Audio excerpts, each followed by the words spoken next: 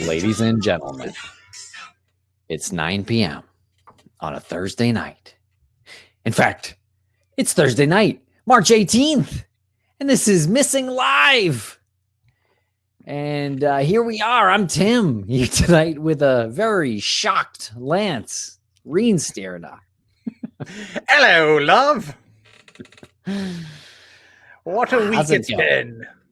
Yeah, what a week is right. Jolly good.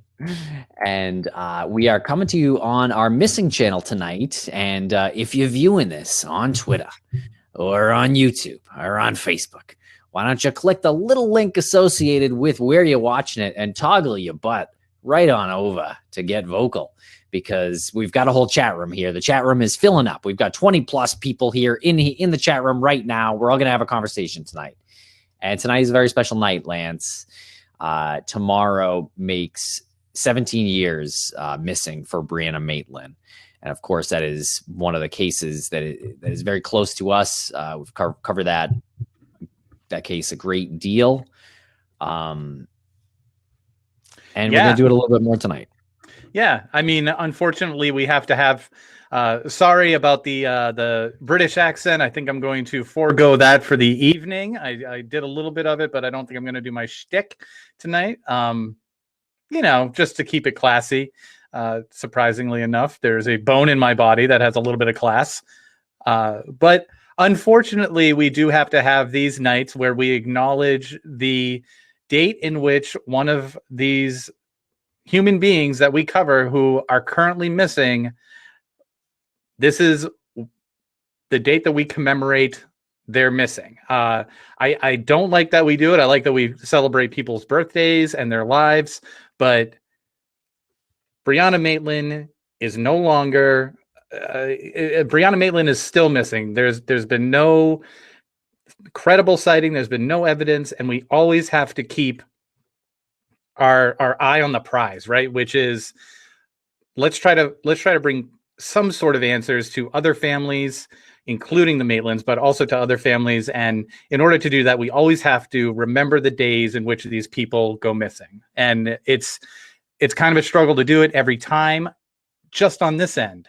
And I can't imagine what it's like for a family member. And I really hope that we're doing our best with the community that's here. They're one of the most compassionate communities I've ever seen. So thank you, everybody, for coming tonight. I'm scrolling now. Yeah, there's a ton of people in here, and there's nothing here that's going to be earth-shattering, case-breaking news. We're just going to talk about Brianna, and we're going to talk about private investigations for the missing and the good that Bruce and that organization is doing and continues to do and has a mission to do even more. So that's it. That's it. It's curtains for me.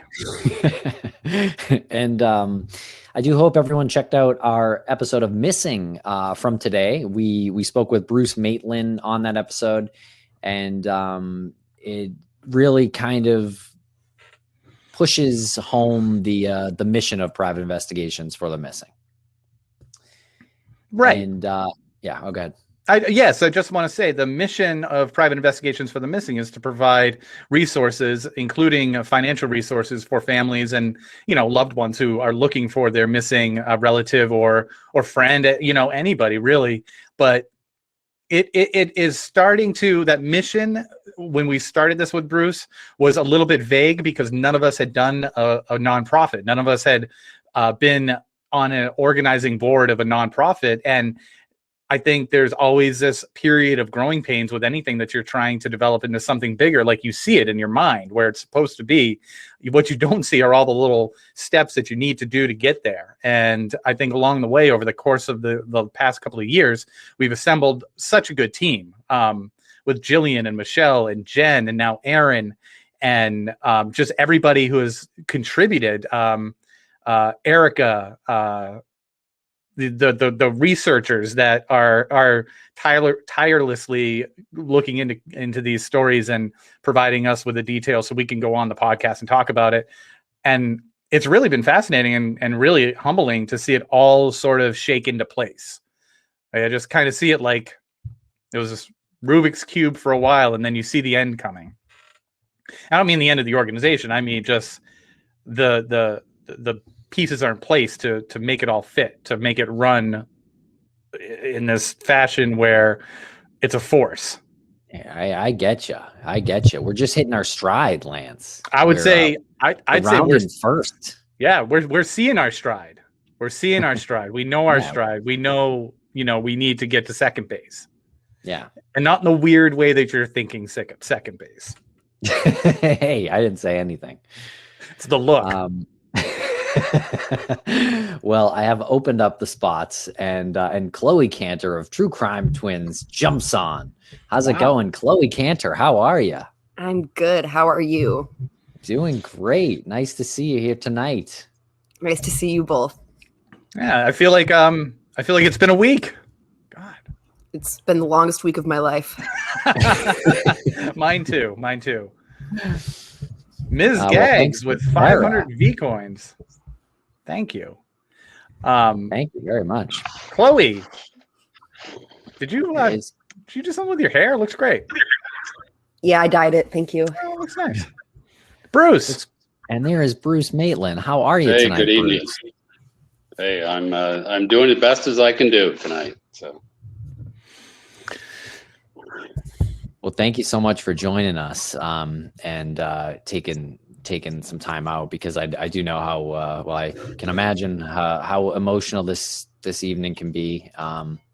So we appreciate you taking the time out and speaking to us on this most recent episode too. I feel like speaking with you in that episode, it really kind of drives home PIs for the missing and the mission, and it's as we said, it's rounding first. It's finding its stride.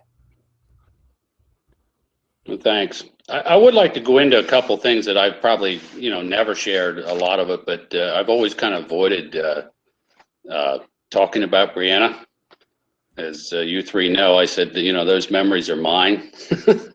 And but I just want to kind of, I don't know, just in sort of a celebration of like who she was. There's just, Brianna was such a free spirit. When the kids were sledding one day, we were sledding down this long hill, and at the bottom of this hill was a barbed wire fence. Not probably the smartest thing to do in retrospect, but I would always sled down to the bottom of the hill so that I could catch them, or particularly her. And this was when she was probably, I don't know, 5 years old. And, so we were kind of done, and then she wanted to go again, and we said no. And then she said, well, I guess I'm just going to go. And down she went, so it was like a real panic moment, not knowing whether she was going to stop by herself at the end of the fence. But luckily, even at that age, she had some sense enough to bail off. And then there was just, if you guys remember the picture of her in the kayak at some point, sometimes it shows up. Well, there was a time we were going kayaking, and her mom and I were in a canoe, and Brianna was in the kayak. And there was a dam there that we came up on that had an old dam, and had cracks in it where the water was racing through. And I suggested that we kind of get over to the edge of the river like we normally do and kind of look at it a little bit just before we could shoot down it. And of course, Brianna did not wait for that. And she just went down through that crack of the dam, knowing, not what was on the other side. And of course, it ended up obviously being fine, but she had a real good laugh at mom and dad being scared to do that, and her having the nerve to kind of do that. So it was just, and that was kind of the way she was just really free spirited about her life. I remember she said, well, I got tired of sleeping in the bed. I don't want to sleep in a bed anymore. So we bought her she wanted a hammock, so we bought her a hammock. So she basically took the bed out of the room, and she slept in a hammock, and would just spend a lot of time reading and things in the bedroom. But just when she was outside, you just kind of never knew what she was getting into. One time in the middle of the winter, her and a friend, I forget which friend now, but they decided they wanted to camp out in the coldest weather they could just to see how rough it was.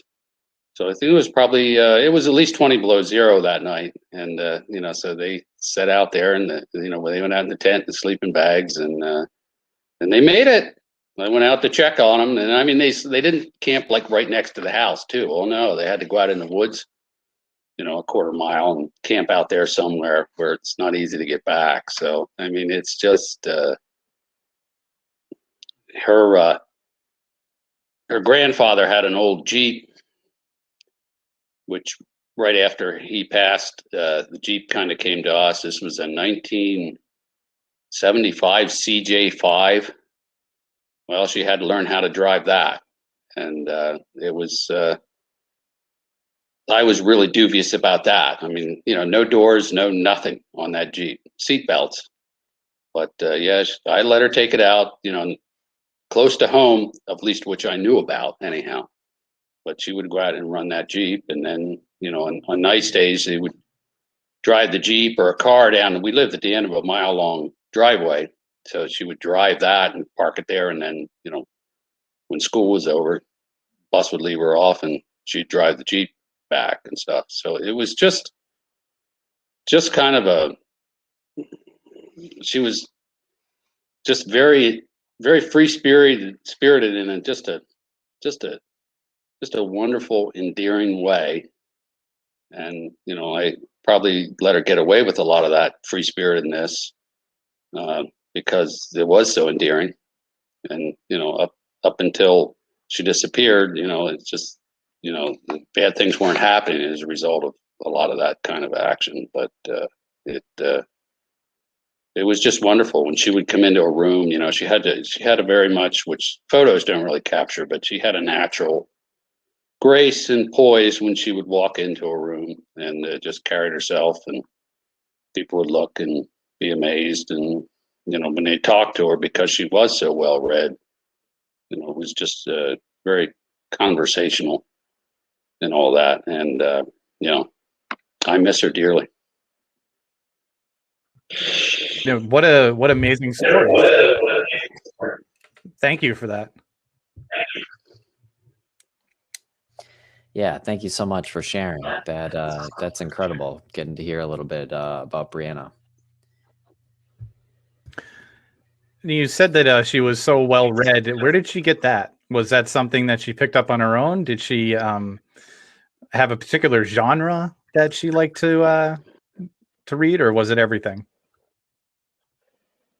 Pretty much, she was just a real reader from the time she could read, from the kids' books right on up through, and we would read books. Both, her and my mom would read books. I remember, we read Heidi, and we read, I can't think of the name of the book with a spider in it that talked. Kind of a kid's, yeah, Charlotte's Web, and we would just read that sort of stuff, and then she was kind of like me in the sense of my reading habits are where I find something that's of interest to me, and I'll read quite a bit on that, and then move on to something else. So it was just a real diverse amount of books, and at the time, I mean, we were living off grid. I mean, we made our own electric and power and that sort of thing. But one thing we didn't have is a TV, and we had a TV, but we would just rent movies or something like that on a weekend night or weekend night, and it was kind of like a planned watching thing. So during the week there was no TV. So and that's something that I never felt that there was other things about living there isolated that she obviously did not like, the availability of friends and things like that as she got a little older. But the reading was, not having a TV didn't bother her. We were a reading family, and except Waylon never read pretty much anything. other than whatever magazines he was kind of strumming through. But she was very much like me in her reading. We were talking about the sledding, that you kind of told her, maybe don't do that, and she said sort of like, okay, well, I'm going to do it anyway. What's your reaction to that? Yeah. What is it? Just like it's just too endearing to get mad at that point? Well, I think in that particular instance, it's like, you're kind of panic stricken and running down the hill after, like it would really do any good, but you would get there quicker if something was wrong. But, by the time you get there, everything's safe and everybody's laughing and, it's all okay. You could lecture her, but I'm not sure it did any good. What about sports? I think we often hear that she was into jujitsu, but recently heard that she did more than one martial art. And were there any other sports that she participated in? Just jiu-jitsu. Oh, okay. Yeah. And that was, I think she did probably at least a year of that, maybe more. And she was the only young girl in the jiu-jitsu class. It was mostly these, husky guys that were in great shape, and it was kind of fun to watch her fight them, because obviously they were, letting her get away with stuff, or at least letting her try the moves that they were teaching her to see whether it would work, but she was, quite athletic in that sense, of the jiu-jitsu sense. Yeah, that's no joke. Yeah, and how did she do against the boys or the men? She held her own? Not in a real sense, no. I mean, these guys were, 200-pound guys in the fit in the prime of their lives. So, I mean, they would let her try the moves on them. If she could get a hold of them right, she could, maybe send them off their feet. But, yeah, I mean. Who encouraged her to do that? Or was that her own? That was her own. There was a little studio. A guy opened up a studio in Enosburg Falls, the town not too far away from us, and she was kind of interested in it and said she wanted to do it. So sure, I thought it'd be a good thing to have some kind of a good self-defense training. I thought, well, that's a great idea. Why don't we do it? And my son had boxed when he was a teenager, so it was like, well, he boxed, so she should be able to do jujitsu if she wanted. I gotta say, it's intimidating enough to be a male going into that environment, but being a young female and just walking into that environment, you don't know what it is. Like, it's a super respectful environment when you're there, but the anticipation is so stressful. When you first told us that she did that, I just was like, it just takes so long to even take that first step to go through the door as a male, as an adult male, let alone a 14 or 15 or 16-year-old female. That's pretty impressive.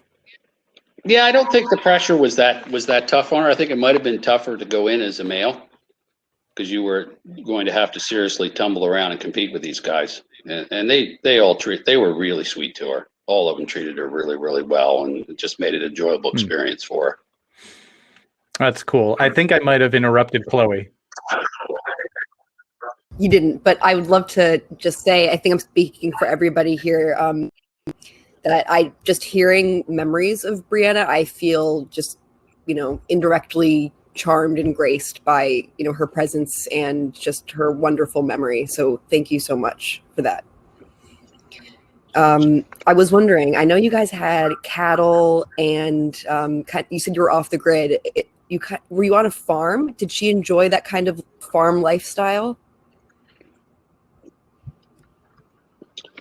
Well, at that time we were living in the woods off the grid, and we were sort of a, back to the lander homesteader type of a thing I was pretty seriously in the environmental movement, and I was really, really interested in the whole off-grid sustainable lifestyle thing. So we had we had milking goats, 2 milking goats there that, and we had chickens and turkeys and things like that in the small area that we had, but that was pretty much woods. And then after Brianna went missing, we moved out of the area after some time, and that's when it was a regular farm.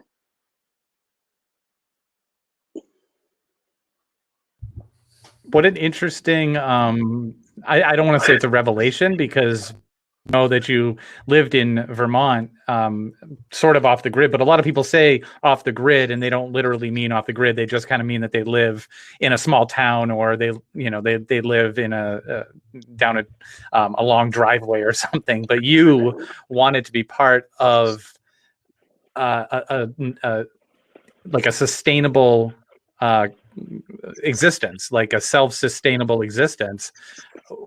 What got you interested in that? Well, I was always interested in, as that stuff started to come out, I was just always interested in alternative type energy.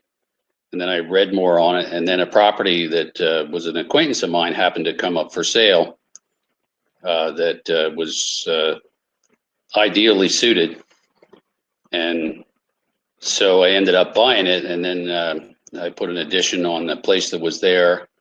And I really got interested in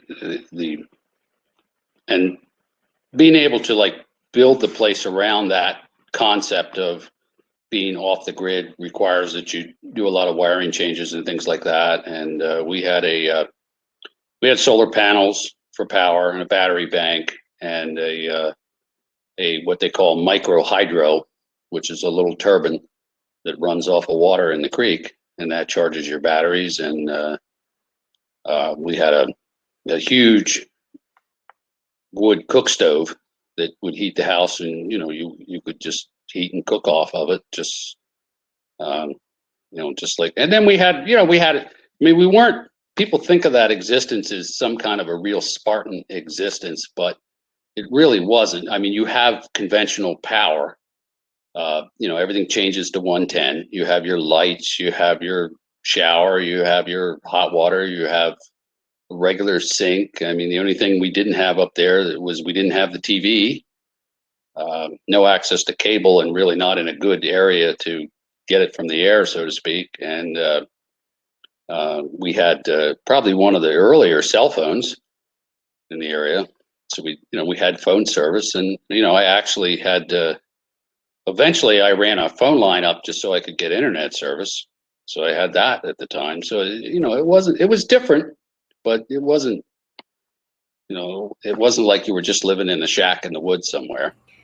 Right. Bree's friend, like a couple of them have described her as a hippie, and I don't know if that was just because of the lifestyle or if she kind of possessed her own ideology, and I was wondering what you thought about that.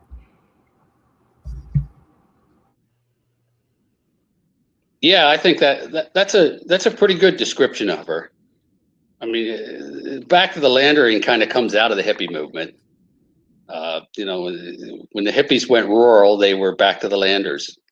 So a little bit of that rubbed off on me, and you bet. And I mean, she was always decorating herself, the type of flowers in her hair or doing things like that. So that, yeah, very easily could And the say hammock that's true. kind of puts it over the top. Yeah. She liked it, I mean, I thought it was kind of, when she first said that, I was like, yeah, okay, fine, we'll get you a hammock. And I figured this is going to last about 3 weeks. And no, that was it. The hammock was the thing. So that's probably a secret we all don't realize. We all ought to be in hammocks half the time, but we just don't know it. How long did she sleep in a hammock?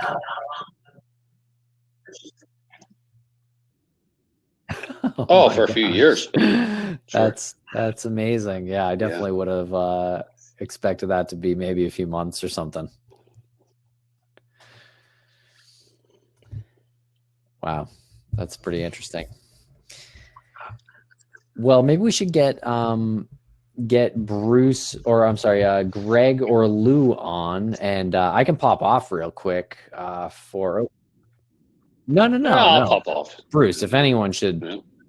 Chloe Short, Chloe hit the road. But Bruce, if anyone should pop off, it's me. I was gonna say it's Tim. No, and Chloe should come back as well. But I believe we have Lou and Greg both in the chat room here.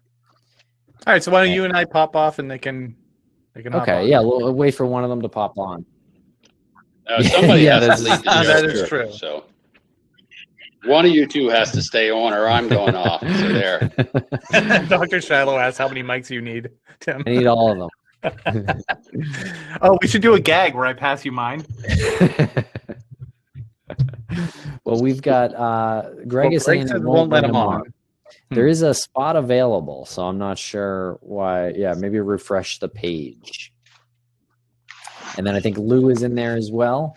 He's given Greg the go ahead. Lou's only allowed on if he has ominous uplighting. And Bruce, these two fellows have been a part of your journey in investigating this case for a while now.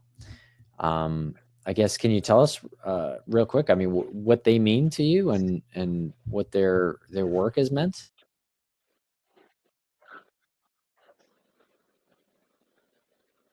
Well, it's kind of embarrassing to tell Greg what I feel about him when I have to look at him right there. But no, Greg's just been absolutely wonderful. I mean, we've been good friends, and he is just, Greg has done so much for me that he doesn't even realize a lot of times. I mean, it's somebody I can safely bounce a lot of things off, and Greg never lets go, has never turned his back on me, and he's experienced a lot of the same frustrations that I have through all these years, and he's still there. And I just think the world of Greg. I mean, he's a brother to me. You know what? I was up early this morning, and I watched what you guys posted. What was that, like a 20-minute feed into the show? And I was going to comment on there. Had we had the money, and that's how this whole thing between Bruce and I got started about PIs for the missing. Had Bruce had the money, I would have moved to Vermont. I would have been living in a Holiday Inn up there. I would have never left. Honest to God, I would have, and I'd do it now. I mean, where I live now, my family's all gone. This is what I do. Absolutely, I'd do it, Bruce. I would. And I love you, and we're in this together. Absolutely. I'm in.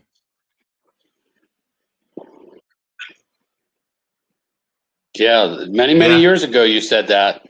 Yeah, it's all held true. I still go by that whole thing that if I was up there every morning and at 8 a.m. I was knocking on doors, which I'd be doing every day, it'd be a whole different ball game. And you talked about in that 20-minute segment about the way the kind of the police handle things. And and you said it too, we're not necessarily putting down the police. It's the way that functions. It's the way the job functions. And I've worked with police before and gone and worked with them for a couple of days at a time. And it's a job, and they go in the morning and they get their coffee and they have a meeting, and then they go to an interview, and the person doesn't show up for the interview, and they drive back to the barracks, and it's lunchtime, and it's whereas me, I'm out for the day. It's like when we were bounty hunters, we would go out, we'd leave home, you get in my car and drive south. You're not talking about driving south for 100 miles, you're driving south for 1,000 miles. You're fucking going, and I'm coming back with the package, and that's it. There's no two ways about it. I'm either finding you, I'm throwing you in jail, or I'm finding you dead and getting the death certificate or something. But it's going to result in a paycheck. And I think if that attitude was something that they had, or they can't, it's not built to function that way. You know what I mean? If it was built to function that way, whole different ballgame. So that's unfortunate. It's unfortunate that, you know, you watch television or GoFundMe pages and stuff, and people will give just an absolute ton of money to some bullshit. And then when you have something like this and you ask, there's no money for it. People won't give money to you. That's frustrating too. Because I would be living in a Holiday Inn in Vermont, you know. So don't get me going. We had dinner the other night and we were both just ranting and raving. The shit if I lost my marbles publicly, it would be awful. It would just be awful, man. I want to say we're in a Denny's and I'm like, I want to say it's always good to have somebody like Greg on your side, somebody who sends you a picture of this as my birthday present. Yeah, got him with a note that says "Got myself a little something today."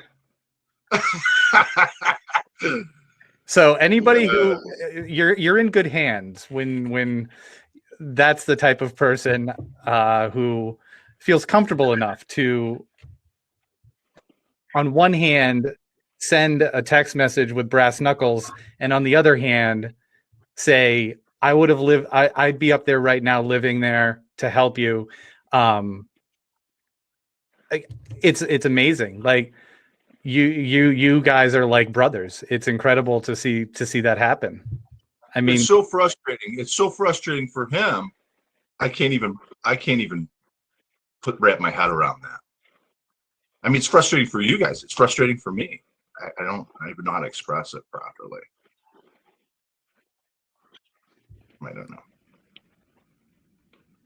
Well, the frustrating part is having to triage everything when you're going to do it. I mean, you have to hash through, and is this something, you know, is with limited time, you just have to, you know, oh, well, you know, we'll try to work on, you know, this particular person or this particular scenario. And it's really, really hard to do. And that's what, you know, these people with, that's why these people need help all over. It's, you know, part of the missions of private investigations is, you know, it's just, people shouldn't be in the position that I'm in. They should have something better out there. And we do criticize the police a lot of time, and it's the system as much as anything else. It's the system and the way they've worked and the way they have to work, maybe. You know, they have to take, you know, somebody gets shot down the street, they've got to take care of that now. And that means that something else doesn't get done. And it's just, you know, and like any organizations, you have people that are top notch and dedicated and will go all out. And, you know, then you have ones that aren't. And it's just, it's like any, you know, any kind of a, I don't know, any kind of a government type system. It just doesn't always work the way it's supposed to work. Not only does your work back up, but your work backs up for years. Can you imagine that? Like someone comes to you and goes, "Oh, by the way, that was something left over from last week, but we have stuff from years ago. We're just going to keep piling on your desk. You're only one person. You can only do so much physical activity." Not only that, look at all the functions that the police carry out. I mean, it's everything from murder investigations to directing traffic. I mean, how much more can you pile on their plate? At the same time, frustration grows where,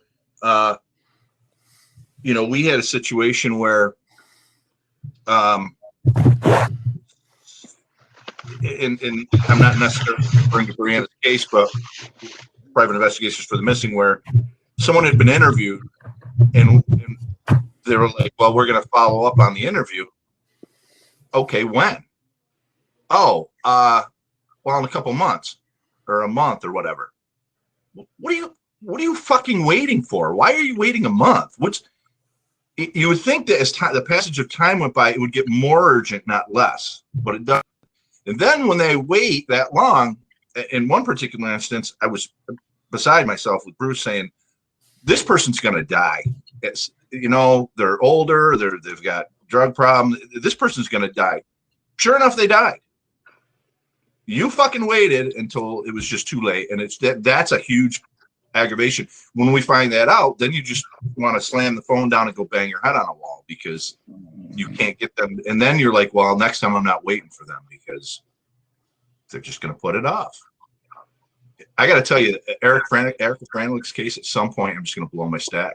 They've done nothing. Well, they don't do much, as I can tell. Of course, I'm not in the inner loop either. Anyway.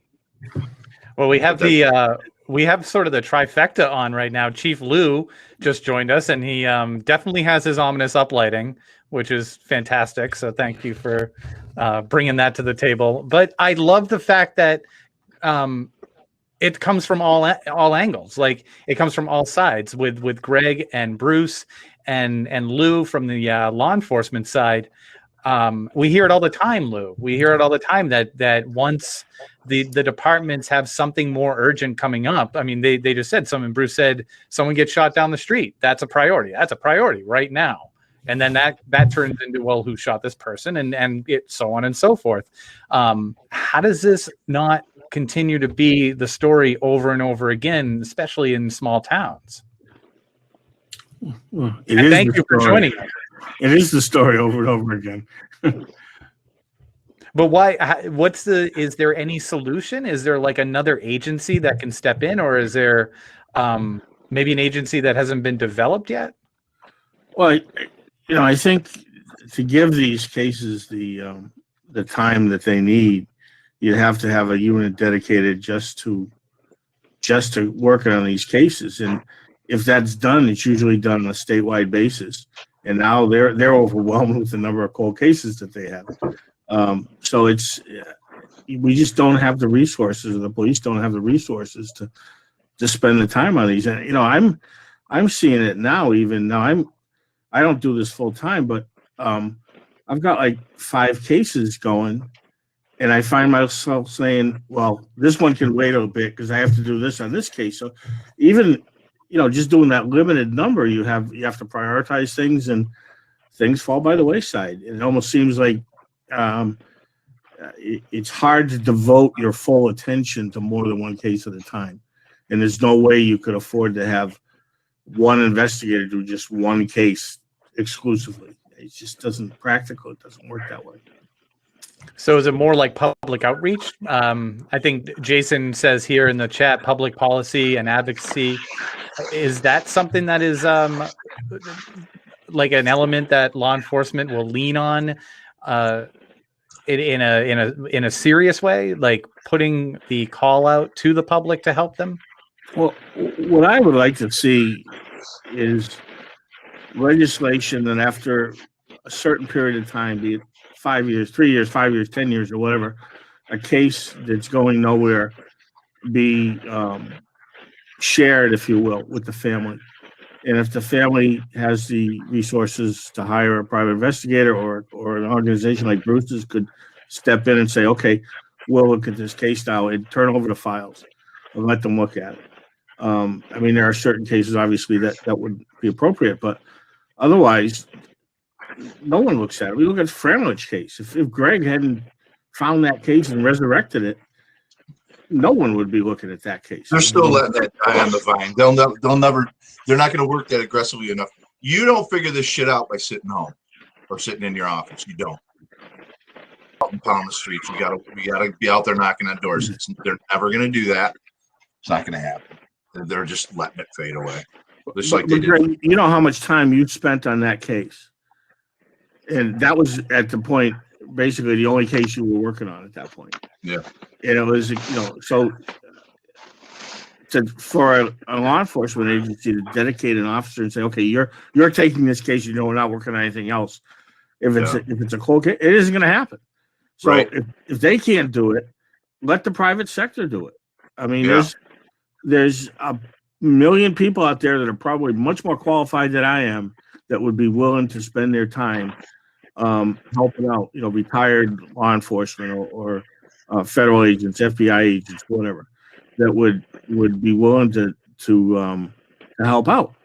But it just, there's this ownership of a case, I guess, and no police agency wants to say, well, these private investigators solved our case. I mean, yeah, that on top of a defense attorney's going to come in and just, oh, you let a private individual, non-accredited, individual take a case over, and then they chew you up and spit you out, kind of thing. Yeah, that's all. Is that like a real thing? Like the concern that this will go to trial, or this will be put in front of a judge and it loses credibility because it wasn't investigated by proper channels or by proper members of law enforcement? Well, I don't think that's the case so much as it does create issues within prosecution. I think Michelle is here. She might be able to speak on that a little bit better, being a prosecutor, but it certainly could create issues, particularly if the investigators weren't vetted. And there's a fine line between private investigation for Bruce's organization and working on behalf of a law enforcement agency. And the rules are totally different. If you're working on behalf of law enforcement, then you have to follow the same rules that they do relative to Constitution and the Bill of Rights and everything else. Private investigators are not held to that because those apply to the government, not to private individuals. But there's a fine line if you're working in cooperation with the authorities. At what point are you working for them, and what point are you working for the family? And that can create issues. Quick, I just want to say, you mentioned private investigations for the missing, and what they're trying to do is provide these for families to look for their loved ones, and that does take money. It takes money to pay someone like Greg to stay at that Holiday Inn for a week or 10 days at a time. So if anybody wants to donate, you can go to investigationsforthemissing.org, and there's a donate here button on. There you go, Michelle, with her quick trigger finger links going into the message board there. Every little bit helps. We've been trying to fundraise. This night wasn't supposed to turn into a fundraiser, but we'll certainly take it. Every little bit helps. Every little bit helps. And if anybody knows someone who can fundraise on a higher level, that's really one of the keys that has been missing in the internal kind of struggle that this organization has, is that we know the problem, we know the means to the solution. We know where the money is. It's just how do you access that, and how do you write those letters to those people? So if anybody knows someone, reach out to us separately. You can find us on investigationsforthemissing.org. Just shoot an email over, and we'll definitely get back to you on that. But it speaks to just this larger issue. And I'm really curious, Lou, with your experience, if you can give a little background. I think we're 35 years with law enforcement, and how did anything change during over 35 years? Did you see anything within your department where there was some progressive type thinking from when you started to when you retired? Well, when I started as a summer officer down on the Cape, and they basically brought us down to the range, showed us which end of the firearm the bullet came out of, and let us fire enough rounds so they were relatively certain we weren't going to shoot our toes off. He gave us a pair of handcuffs and said, "Hey, congratulations, you're a police officer, hit the street." So that's how I trained him to be a podcaster. Obviously, things have changed a lot since then. I mean, and it's continuing to change. It's changing now. I mean, we're under a huge reform right now. But I just want to say a couple points I want to make. Number one, I always thought Greg should sleep in his car. I don't know why he gets a Holiday Inn. And $8 a day meal allowance, right? The other thing is, unfortunately, and this is kind of a hindrance to us, is there's a lot of private investigators out there that they come into a case and they charge a lot of money and they work until the money's dried up, and then they disappear and the people never hear from them again. And we run into that. You're hearing the stories about that from clients, and they're reluctant. I mean, you call them up and, we talk to them for PR for the missing and say, yeah, this won't cost you anything. And they're skeptical because they've been burned. And I think, we've had a couple clients recently that, one lost their house. I mean, literally mortgaged their house and wound up losing it to a private investigator who, just took them for everything and then walked away. And that's too bad. And I don't know how you overcome that image, but that business really, it has its really shady side. I tell you what, Yeah. man, the bail bond industry years ago, shady, some really shady characters, man. You had to kind of walk that line and know what you were dealing with. But yeah, who was the case recently that the family lost their home over funding PIs? Do you remember, Lance? I know the name. I don't think it's appropriate to mention it, but it's one of our cases. Yeah, it's the young black girl who went missing and her car was in another part of town. Another town, yeah, correct. Yeah. Yeah, that's unfortunate. And the other, I do want to say, Lou, though, Lou has just been such a blessing to my life. I mean, he's just worked so hard for Brianna, and he's worked so hard for the foundation, and he's just a rock solid guy to run about anything by, and he never says no either to somebody that needs help. Somebody, yeah, Lou, I'll do it. That's usually, yeah, I'll take care of that. I'll do that. And it's been, I'm amazed at how bad my judgment was, because for both of these guys, I was a little suspicious of initially. And, I was completely 100% wrong in both cases. So, yeah. Lou, you came around at the perfect But maybe it's just my nature. Yeah. He came in at the perfect time. Yeah. Absolutely perfect time. Yes. How did that happen? We've heard the story, but it's a good story. How did that happen? How did Lou come into the fold? I think Lou just reached out to me at one point, and we started a conversation, and then they come up and did a tips thing, and boy, it just kind of went from there. It was amazing. It's such a blessing. To answer your question, Lance, I retired and I was bored, and I had done a little private investigation on different types of cases, and I had some downtime, and I had been familiar with this case.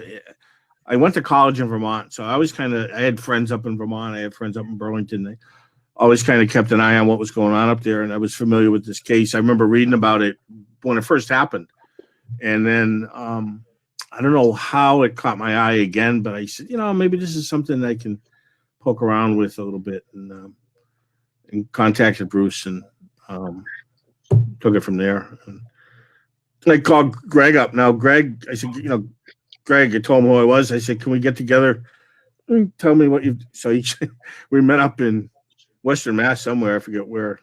And he had notebooks. I mean, just literally full of information, all indexed, and it was great, really, really great. It took me probably 6 months to get all the people straight as far as who was who. And talk about dedication. He's not going to tell you this, but he had a procedure today. Most people would be lying in bed sleeping, and here he is on the podcast. So that's dedication. I had a brain drain. What happened? Are you okay? I pushed that. I put it into binders. I made copies of all the basic information in Brianna's case, and I pushed it in front of him. And I'm like, "Good luck," because there's going to be a lot of questions. And it's like, it's just that whole getting up to speed thing was it's awful. And then if we welcome somebody else in, you just got to start over. It's awful. And now Lou knows it inside out, backwards, upside better than I do half the time. So that's perfect. Well, and that's one of the things that happens in a police agency is you don't find. I mean, I was a detective for 6 years. I started very young. I was like 23, and then I did it for 6 years, which is a pretty long time in the field. And you don't find that many agencies detectives will come in, they'll be in there 3-4 years, and they get transferred to a different assignment, or they get promoted and somebody else comes in. And now that case that this detective had worked is turned over to another investigator. And it's like, they got all these other cases. They don't even have time to get familiar with this. I mean, Brianna's case literally fills a room with files. I mean, there must be 20 boxes, full big boxes of files. You know, so someone coming in and taking over that case now literally has to go through all those files just to find out what's been done in the past. To their credit, that's got to be awful to walk into. That's got to, you know, how do you, I don't know, how do you take a cop and put him in that room and go, okay, and then pile other shit on their desk at the same time, most likely, or at least they get up to speed. And something's got to suffer, and you know what it is? It's the old case. Yeah. That's awful. So there's nobody that's really following that case from day one on. It changes hands, and sometimes you get a guy who does a great job, and nothing gets done in 2-3 years. You know. Yeah. So it's unfortunate, but I guess I don't know how to avoid it, except like I said, at some point in time, say, okay, if the family applies for it, and you know everything is vetted, then turn it over to private investigators and see what they can do. You know, in our situation where stuff is expensive, like you said, going to stand in a hotel for a month.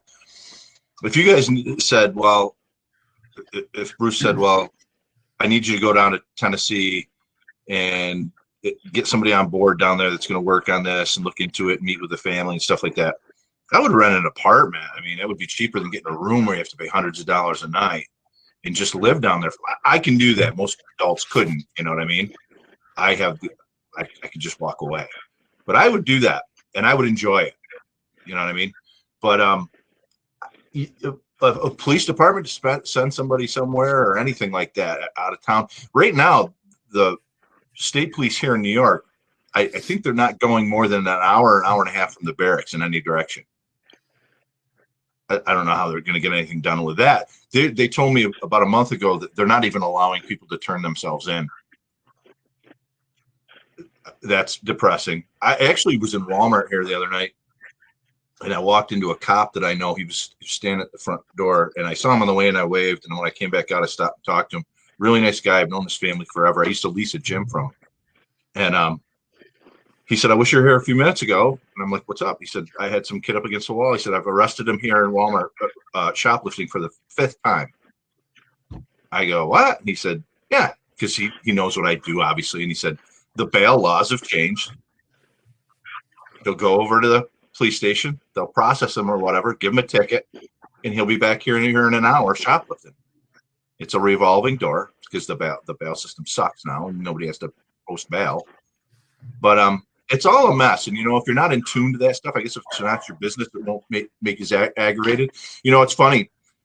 Look at somebody like Lou who's retired and who's done this all his life, and he'll send me articles that are things that we're interested in. But the average person wouldn't know what they were looking at. They wouldn't read it, and they wouldn't see what it's worth or why it's worth you reading, you know, other than it's your interest or something. I know we have some, I think we might have somebody here in the chat. I can pop off if this person wants to come on, or Lou. Oh, Lou, geez.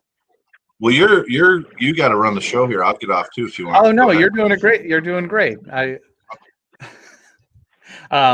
We have 5. We always go overtime with something with these shows, so it's no big deal. But yeah, we have Kira, who is Brianna's friend, and feel free to grab the spot, Kira.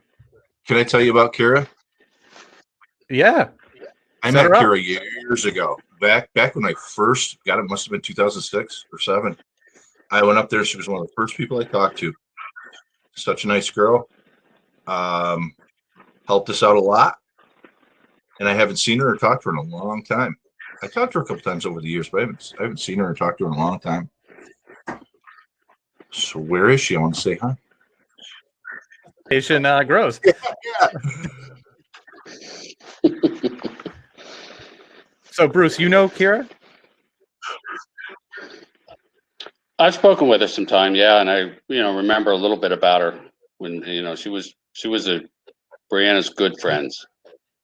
I wish she would have spent more time with Kira and less with some others, in retrospect, for sure.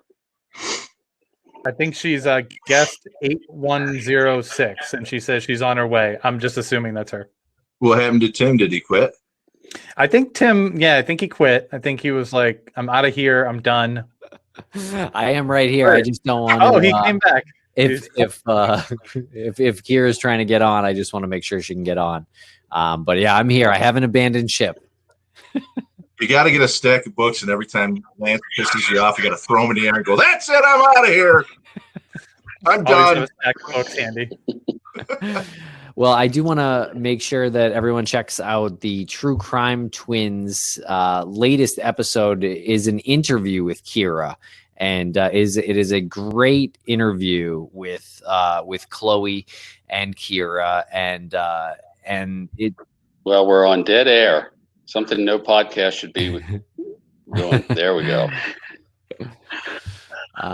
Okay. And Melina was there helping by babysitting. That's right. Okay, so I think hopefully Kira can grab now. Oh, here she is. All right. Here we Kira, go. how are you? I had no idea what I was doing. Neither do we. Welcome. Hi. I can just hear you guys talking, so don't mind me if I'm a disaster. It's quite all right. Thank you so much for joining us. I don't know how long it's been since you and Bruce have seen each other, but there you go. A long time. Since high school, I think, probably. You haven't aged, Bruce, so you look really good. And I just, as soon as I saw you, I saw Bree, so it was nice. Probably a victim of Northern Vermont internet service. Just being too slow. So you and Brianna were friends. All right. Yeah. Can you I know it's going to be super emotional for you, but I think a lot of people want to hear how you guys met and maybe some adventures. Bree, so I lived in Berkshire, and I started going to MVU, and so I needed to get on the bus in Franklin, so I had to drive probably 15-ish minutes, 10 or 15 minutes to get to the bus. And then I think it was, Bruce might remember, it was like an hour I feel like I remember an hour and a half, but I could have just been my teenage brain, but it's a really long bus ride either way. We were the last kids to get dropped off. And so they lived close to the store. And so, we got on the bus around the same time, and I had a leather jacket on. I think I was in 10th grade or halfway through my 9th grade. And Bree commented on it, and she was just so sweet and pretty and friendly, and just not shy. She just wasn't shy. She was just, and I was so grateful, because I was like, oh, and the new girl that, I don't know anyone, and I hate sitting here on the bus by myself. And so we chatted from there on out, and I just felt like we had so many similarities in that, you could definitely dress her up easily, very easily. And at the same time, she was rough. Like,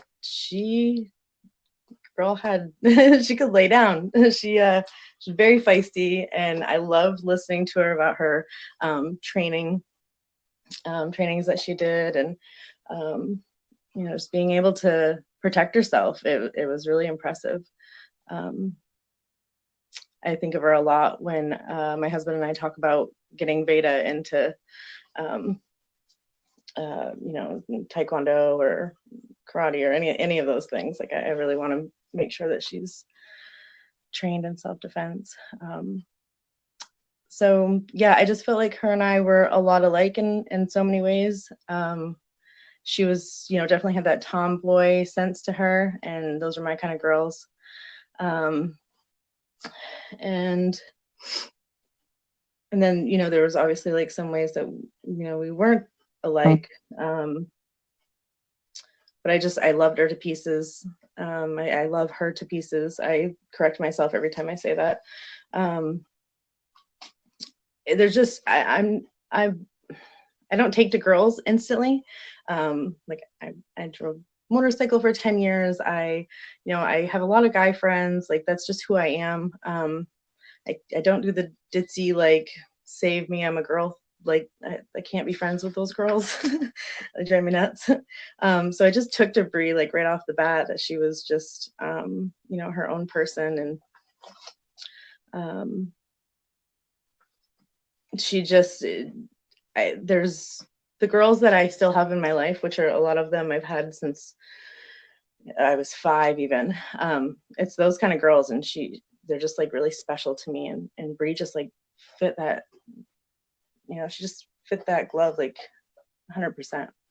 And other than the slick leather jacket that you were wearing, do you think that's what it was? Do you think that she might have, it's funny, you have that sign that says vibes right behind you. Do you think that she might have sensed that vibe coming off of you, that she was similar, that the two of you would get along? Because not only because like she just saw like you there, but she saw your mannerisms and saw what you put out there. Do you think that like there was a connection? And when you spoke to her, was there ever a time where you were unsure that you two would get along? Not for a second. Not for a second. We just, like, I always say that, you fall in love with your husband or your wife, but you fall in love with your friends too. And I'm a huge believer of that. And that's definitely, Brie's one of those girls where I just like instantly fell in love with her. She was just, everything about her, she's just perfect. And I think that she probably also was, being her sweet, kind-hearted self and noticing that I was obviously like tense. I didn't like being the new girl at all. So it would be like her to like reach out a hand and save someone that was like feeling awkward. So I was really grateful. You joined Chloe on True Crime Tools, and what was that like? Was Chloe super intimidating and you were really nervous and you were like, I've never met anyone who was just so so hard hitting? Well, this cat really. Not to make it worse that I didn't realize I was going to do this. Well, it's actually really hard to intimidate me. That's one thing that I have mastered in my life, and I'm really proud of it. So no, not too much. Just being like in any sort of public speaking does intimidate me, even though that's like part of my job.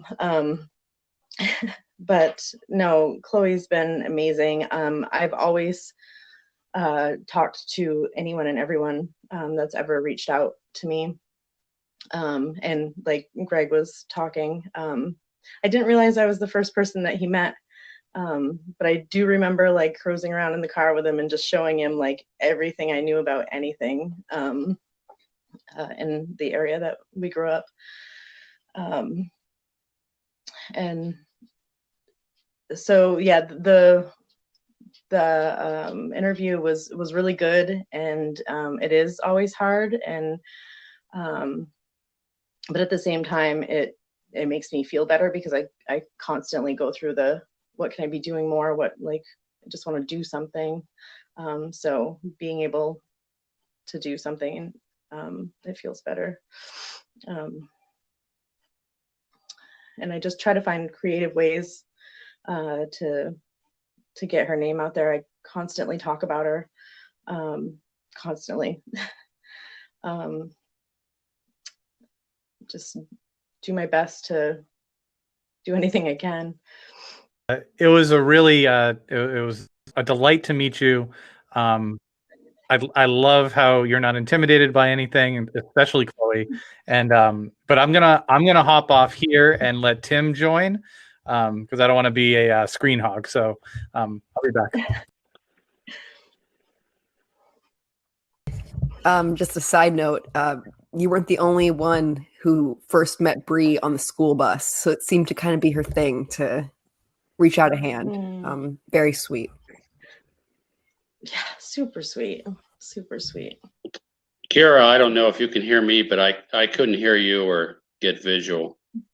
It's just a blank screen, but you know, I mean, Oh, I'm just so thankful that you were Brianna's friend, and I don't know, it's not all Brianna's friends were true friends, but you were, and I'm sorry I missed the opportunity to hear what you had to say, really. So, but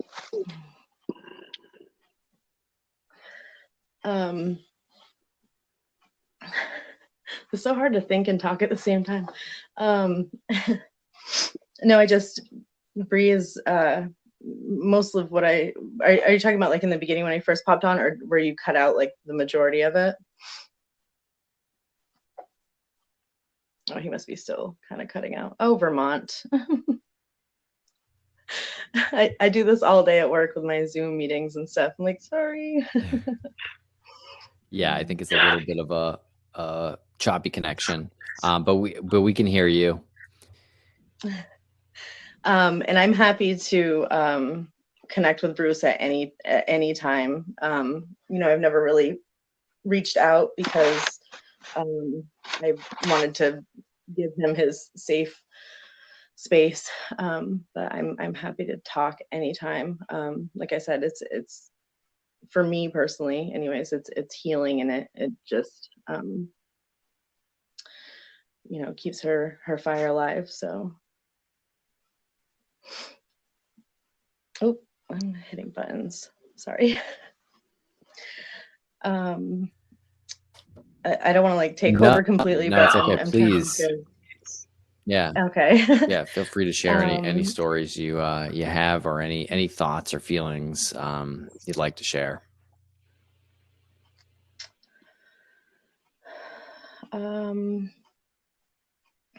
trying to think of anything like in particular. I think, I guess I don't remember if I did share it with Chloe, but I don't know if she had posted it. But one of my favorite memories with Bree is when her and I went to a pro dirt bike race. And sorry, Bruce, if you didn't know, I definitely was always like, make sure you tell your parents. Make sure. And I actually think, Bruce, my mom remembers talking to you. She said she remembers you calling to check, like, you know, are there going to be parents home, and you know, all those like responsible parent questions. And so, you know, my mom was just impressed by that. And when I was talking to my mom about that, I was like, Mom, you never called any of my friends to check, because guess what? There wasn't any parents home. You know, so it was just kind of I don't know, it was just, my mom like sends a lot of respect to you guys, and definitely did everything right by her. But I don't know if she told you we were going to the pro dirt bike race. I assume maybe not. But she was safe with me. I definitely like kept an eye on her. It was just really fun. We had matching Fox tank tops, and yeah, I wish I still had it.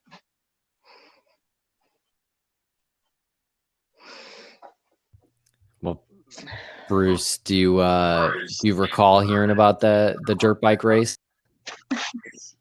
I can't hear anything she's saying. Oh, okay. It's quiet to me, so you know. Oh, okay. She had described a time where Brianna, Kira and Brianna went to a dirt bike race. I think she had said in Massachusetts. Yeah, I think. And she didn't know if Brianna had told you about that when she had gone, so she apologized. Probably not.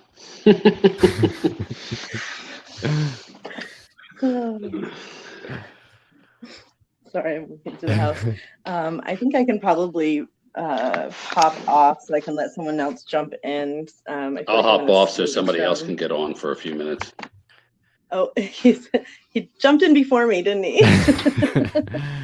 And yeah, and Bruce just popped off. Well, we've gone about 70 minutes here so far, but if anyone wants to hop back on, Lance or Greg or Lou or anyone else, please feel free. I know Melina's in there, I think, as well, or it was at one point. Or Kira, Before I go ahead. I was just wondering, I know that you weren't in the same grade. This was a question I meant to ask you before. What was Bree like as a student? Was she a good student and participated a lot in class, or as far as you knew? Yeah, I mean, I think so. But I feel like there might have been a class that we were in together. Sorry, of course, my cell phone's dying. I was zero prepared for this. Literally zero. Another thing that I try to be good at is winging it.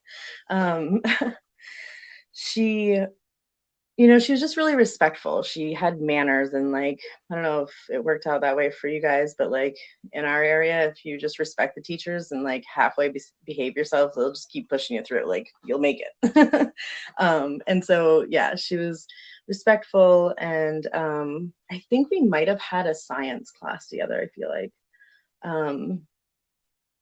And because they did mix people up a little bit. So, I mean, my first like thought is like, I think she was good at school, maybe got a little too chatty, like I did too. But that would probably sum it up for her, I think. I don't think she was really rebellious like in school. I was listening and dying to ask about the dirt bike race. Were you riding dirt bikes with Brianna? Was she riding one? Was this something did I miss that? So my boyfriend at the time, Israel Plouffe, I had introduced Bree and them, like all our friends kind of just mingled. Shauna also would like go to Israel's and hang out sometimes with me. And he drove dirt bike and raced here in Vermont. And then his friend Beetle also raced. And I think Bree and Beetle like dated for a minute. And so the four of us went to, I think it was Massachusetts, to the pro dirt bike races and watched, and it was awesome. It was. I got for a minute. I got into dirt bike racing and watching and stuff, and so I like knew all the names and stuff, but I couldn't tell you right now. Like, and you mentioned that you had like jackets. You had like these outfits that you wore. I think I bought Bree and I Fox tank tops. She bought she had a red one and I had a blue one, so we had matching tank tops, and we like, of course, put those on as soon as we got them. And it was gorgeous out and super fun. It was great. That's awesome. It's amazing. I didn't grow up in Vermont, but I grew up in New Hampshire, and I understand the appeal of the dirt bike race. And you said you had the Fox tank tops. Yeah. Yep. We were matching. It's unbelievable. It's so funny. Did she ever say that she was sneaking out? Or she was like, I didn't tell my parents this, or? Yeah, it kind of, things would go down that way because, either I would sometimes like go to her house instead of going home, from the bus, and like, I'll just go to your house, which my mom, I could, I mean, this is a joke and she knows it just as well as I do, but she'd forget me at the bus stop. So like, And she'll say, I didn't forget you. I didn't come get you. Like, so I would like go to Breeze. And, you know, or else she would, you know, want to come to my house. And I'm like, did you tell your parents? And she's like, no, because they'll tell me no, or something like that. I'm like, you need to tell your parents. I do not want a part of this. Like, I don't want a part of you getting in trouble. It's not the first time that parents thought I was, you know, like I could be the bad influence. They, you know, they weren't wrong totally. But I guess Chloe maybe named me correctly. I cried as soon as I saw the title of her podcast, saying that I was like the mother hen, and I definitely do that a lot. My friends. So I may have been somewhat of a bad influence on friends, not so much Bree. I think I had smartened up enough at that time, but in the past, and I've always been super protective over my friends, though. That's always been there. So, as we've talked about Brianna and that area and her friends, that seems to be the thread that is constant throughout these conversations, and the theme that's constant throughout these conversations is that you are all very loyal to each other and very protective of each other. Do you think that that had something to do with just the small town and the environment? yeah. Yeah, it's super small town. Everyone knows everybody. Most people are either they are family or they're like family. You know, a lot of my friends would like practically live at my house a lot of times, or vice versa. So yeah, I think people are really close. I still to this day don't understand. I mean, if somebody knows, like legit knows something, I'll be completely floored that the secret has been able to be kept. Absolutely floored. Secrets are not kept around here. They're just not. So that's one of my big just things that don't make sense. It doesn't make sense to me. There's ungodly things that you can find out around here, like because people talk. They're bored. They don't have anything else to do. You know, it's some place. I mean, I don't know how low income we're considered in Franklin County, but I feel like it's not super high income. So, you know, you put all of those characteristics together, you know, small town, somewhat low income, people are bored around here, and that's what they do, is they talk, and the rumors. And so That's like, it's really astonishing. Small town, people talk. Everyone that we have spoken with has talked about how Brianna would walk in a room and light it up, and she's a carefree spirit and such a tough human being and loyal. But something happened to her, and like you just said, it's a small town. Everyone talks. Why isn't anyone saying anything about that? I mean, that I understand that must be on your mind every single day.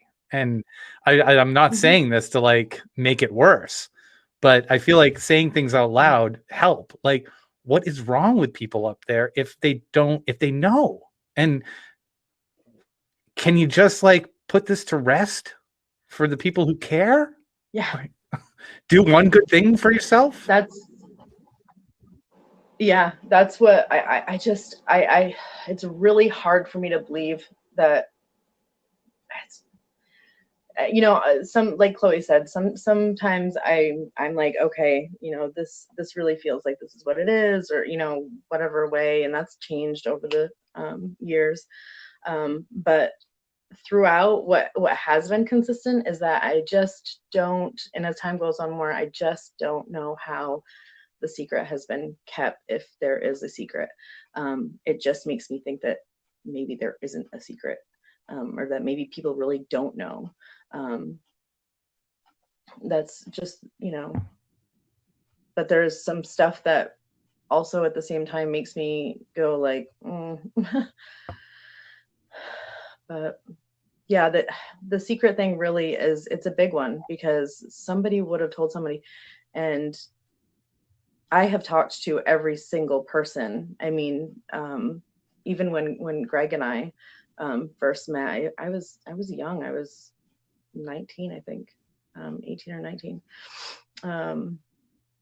And, you know, he had talked about, you know, I want to look into this situation or that situation. And I'm like, I'm on it. Like, I'm on it, you know, like, and, you know, I talk to as many people as I can. And, I mean, obviously people know that I'm friends with her, but people do talk to me. Like, I definitely, am able to get people to open up. It's kind of one of my things.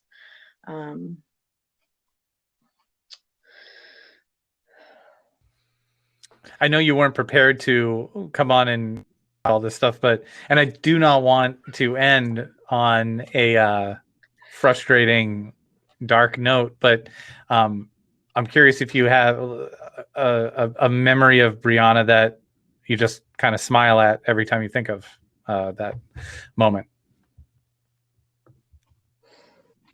Oh, there's a lot. And it's actually helps me every time I talk about her, because I think there was a time in my life where I stopped remembering the good things, because I was so focused on the bad part. So one thing that reminds me of her, and it is every day, every day that I put my mascara on, I think of her, because she had like these ridiculous eyelashes, so ridiculous, like the top and the bottom, like they both were just so pretty. So yeah, every time I put my mascara on, I think about her. And you know, that's just like one of the little things. You know, there's numerous things, but I think that that's like one of the things that stands out. It's just every day she just pops into my mind. Yeah, I think I need to write a list of those things actually that like kind of triggers me.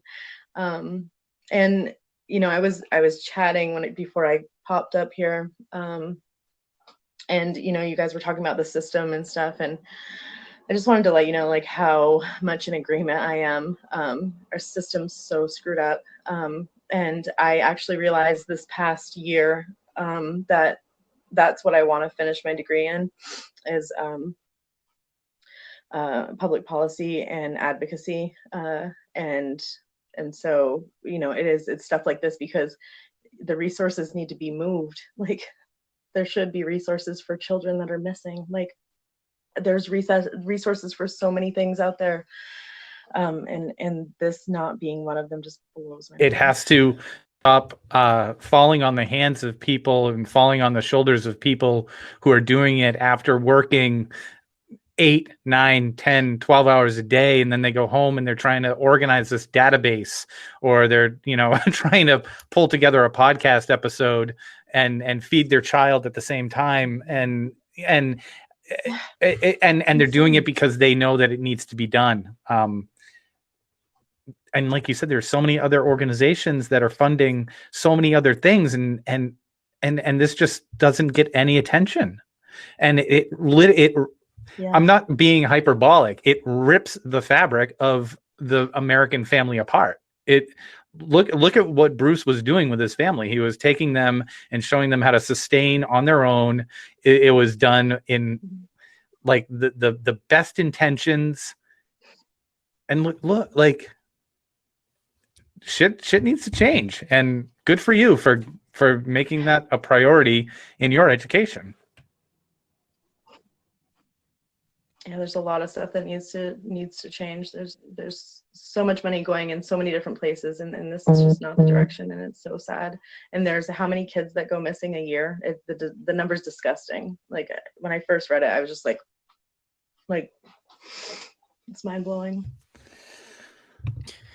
Yeah. Well, my gosh, Kira, thank you so much for joining us here tonight. Chloe Cantor of the True Crime Twins, thank you for joining us. Of course, we had Bruce Maitland here, founder of Private Investigations for the Missing. Make sure to check out investigationsforthemissing.org. Greg Overacker joined us, one of the private investigators. Lou Barry as well. This has been a pretty emotional and incredible night. So thank you to everyone who's joined, watching, or here on screen. Really appreciate it.